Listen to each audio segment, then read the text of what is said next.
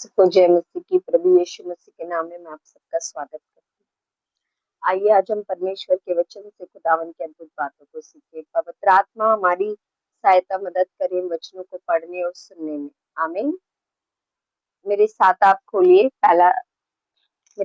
खोलिए दूसरा शमूएल 6 का 10। सेकंड शमूएल 6 वर्सेस 10।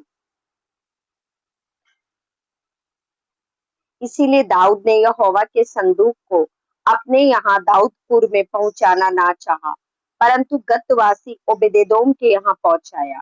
यहोवा का संदूक गतवासी ओबेदेदोम के घर में 3 महीने रहा, और यहोवा ने ओबेदेदोम और उसके समस्त घराने को आशीष दी। आमेन। मेरे प्रियो, आप दूसरा शमूएल 6 अध्याय को पूरा पढ़ते हैं तो इस पूरे अध्याय में आपको बताया गया है कि यहाँ पर 4 लोगों का जिक्र किया गया है। यहाँ पर 4 लोगों का जिक्र किया है। एक जिक्र किया गया है अबीनादाब का, और दूसरा जिक्र किया गया है ओबेदेदोम का। अबीनादाब के घर में हम सब जब बाइबल पढ़ते हैं तो हमें पता लगता है कि अबीनादाब के घर में परमेश्वर की वाचा का संदूक कई सालों तक रहा था, लेकिन अबीनादाब के घर में परमेश्वर की आशीष नहीं आई थी। और उसी दौरान जब दाऊद राजा ने अबीनादाब के घर से उस संदूक को निकलवाया, और जब वो संदूक किसी कारणवश ओबेदेदोम के घर पहुंचाया गया, तो बाइबल ऐसा कहती है कि परमेश्वर ने ओबेदेदोम के घर पर और उसकी जितनी चीजें थी उन सब पर परमेश्वर ने आशीष दी। आमीन। क्या रीजन है कि अबीनादाब के घर में यहोवा का संदूक था, यहोवा की प्रेजेंस थी।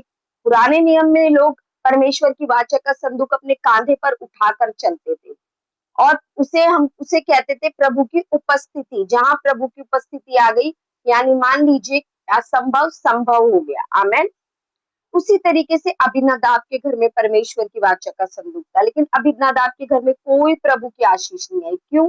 क्योंकि रीजन ये है कि अबीनादाब ने प्रभु की उपस्थिति का आदर नहीं किया। परमेश्वर की उपस्थिति को उसने बहुत हल्के में लिया। यही कारण था कि उसके घर में परमेश्वर की आशीष नहीं आई।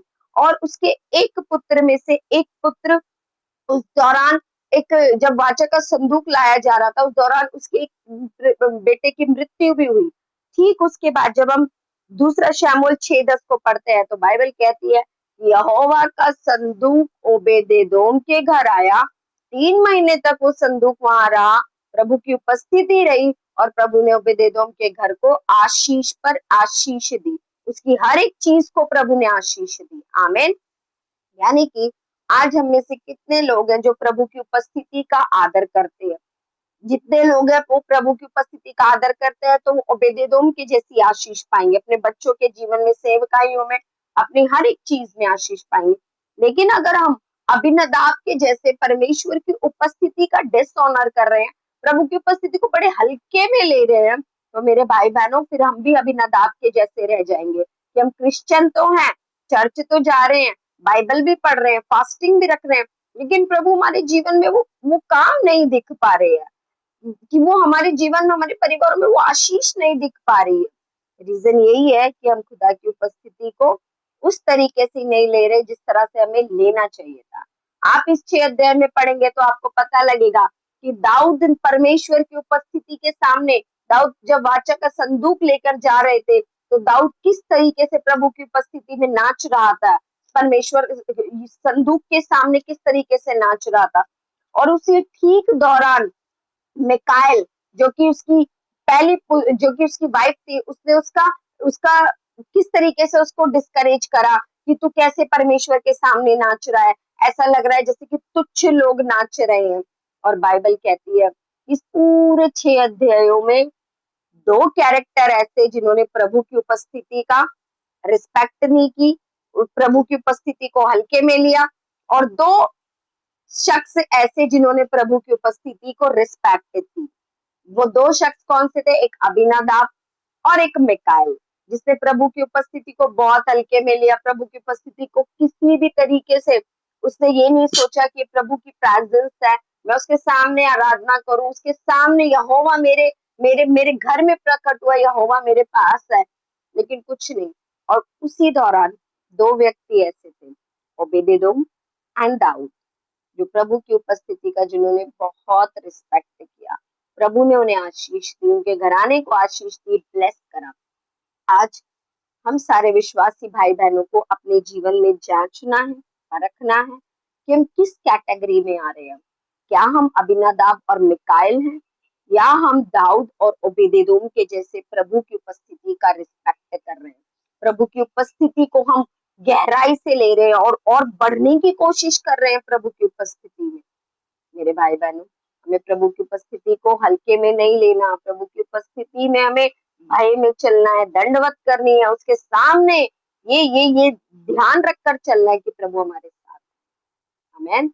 मुझे विश्वास है कि इस छोटे से संदेश के द्वारा हम सब लोगों का जीवन परमेश्वर में बदलेगा और आगे भी हम अद्भुत होते हुए देखेंगे। आमेन। चलिए हम प्रार्थना करें। स्वर्गीय पिता, हम यीशु के नाम में आपके पास आते हैं। प्रभु, हम आपका धन्यवाद करते हैं पिता, इस वचन के लिए प्रार्थना करते हैं। जितने भी लोग प्रभु देख रहे हैं, सुन रहे हैं प्रभु, उनके जीवन में प्रभु ओबेदेदोम के जैसे आपकी उपस्थिति उनके घरों में आने पाए प्रभु, उनके जीवन में प्रभु आपकी प्रेजेंस आने पाए प्रभु। वो जहां भी कार्य कर रहे हैं प्रभु, जिस ऑफिस में, कॉलेज में, खुदा बाप परमेश्वर पिता, घरों में भी हैं खुदावन प्रभु, आपकी प्रेजेंस उन्हें छूने पाए। Mighty name in the Jesus Christ खुदावन, आपकी प्रेजेंस उनके घरों में जाए, उनके उनके उनकी लाइफ चेंज होने पाए। जिस तरह ओबेदेदोम के घर में प्रभु आपकी आशीष आई खुदा बाप, उसी तरीके से प्रभु जितने भाई बहन है प्रभु, उनके जीवनों में आपकी आशीष आई यीशु के नाम से खुदावन। हम धन्यवाद करते हैं प्रभु, हम आपकी उपस्थिति को परमेश्वर पिता खुदावन प्रभु, आपकी उपस्थिति को प्रभु हम आदर करने पाए, ऐसा हम पर अनुग्रह करे पिता। आपका धन्यवाद करते हैं कि आपने हमारी प्रार्थना विनती को सुना प्रभु, और हमने जो मांगा प्रभु आपने उससे अद्भुत करा। यीशु के नाम से प्रार्थना करते हैं। आमीन, आमीन, आमीन। सबको जय मसीह।